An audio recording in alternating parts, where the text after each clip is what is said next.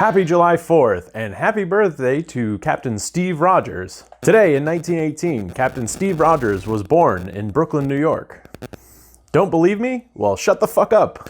We're using the MCU stats here. And if you don't know what the MCU is, then you're a goddamn communist. After being denied entry into the army due to his overall frailty, Captain Rogers was eventually accepted due to the efforts of Dr. Abraham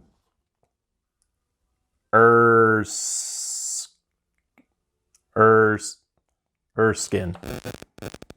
I feel like the only reason Dr. Erskine wanted Steve to join up was just to see what the fuck would happen. So anyway, Steve goes through training, shows good character while being surrounded by asshats. Then Erskine basically just says fuck off to all the other soldiers and gives the super soldier serum to Steve. Anyway, Steve becomes all buff and sexy, and Peggy falls in love with the muscles when earlier she wouldn't even give him the time of day when he was a weakling. See, boys and girls, what this shows us is girls only want big, strong men. So load up on those steroids, just like our boy Steve. Well, then shit hits the fan when Hydra ends up killing the Doc.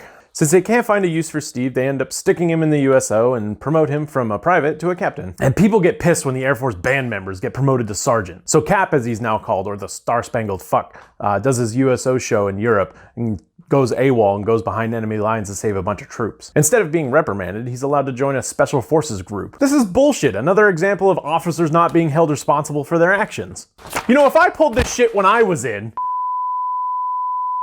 where was I? Oh yeah. So Steve and his team go throughout Europe destroying Hydra plants and then finally taking down the leader of Hydra, the Red Skull. Does anyone find it weird that Red Skull's body was never found? In the process, Captain Rogers crashes a plane and ends up frozen from 1945 to 2011. When Cap is finally freed by S.H.I.E.L.D. agents, he becomes a founding member of the Avengers. If anyone is interested, the Army owes Captain Rogers over $3 million in back pay.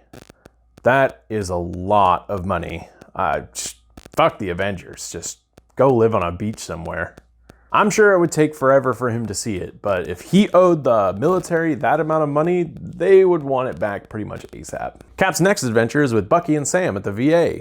Who will make it? Who will get the most disability pay? And who's gonna wake up with a stapler inside of him?